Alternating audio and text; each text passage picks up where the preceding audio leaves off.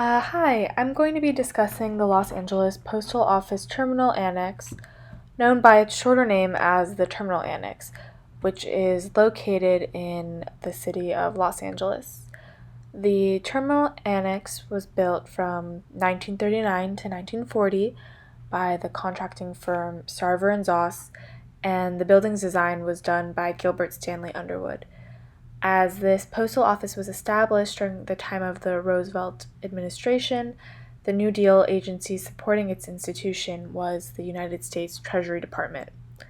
The building was allocated $3 million for its completion and opened for business in May of 1940. The function of the terminal annex was essentially to distribute incoming and outgoing mail, and as much as 2 million pieces of mail could go in and out of the office. At the time, the terminal annex was a vital part of the city, as most mail dispersal occurred at that main location. The terminal annex was a major project and created jobs for many Los Angeles community members. As many as 1,632 employees reported for work, and around 2,000 manned the building after a time. These jobs included postal clerks, carriers, and laborers.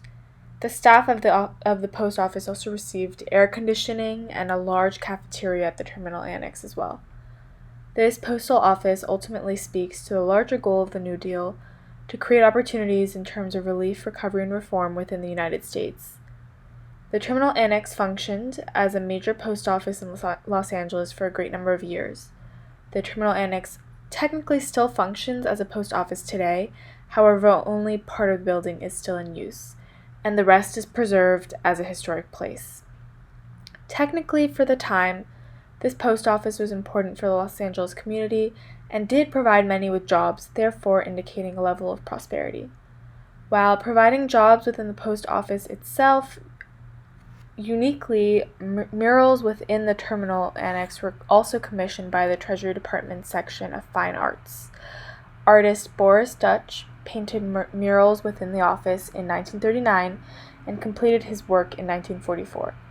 Dutch's commission was granted in January of 1911 after artists of the Western states participated in a competition for the job. Titled The Cultural Contributions of the North, South, and Central America, Dutch was granted the opportunity to select his designs for 11 lunettes, which are essentially half-circle panels within the terminal annex. According to an interview by the Los Angeles Times, Dutch spent 2 years researching and shaping his preliminary sketches, and he depicts many different cultures, including those of South America, Mexico, and Native Americans from California. The amazing historic architecture of the terminal annex resulted in its addition to the National Register of Historic Places. The Los Angeles Post Office still stands to this day, and although its functions have been limited since its opening in 1940, the terminal annex is essentially a symbol of a successful New Deal project.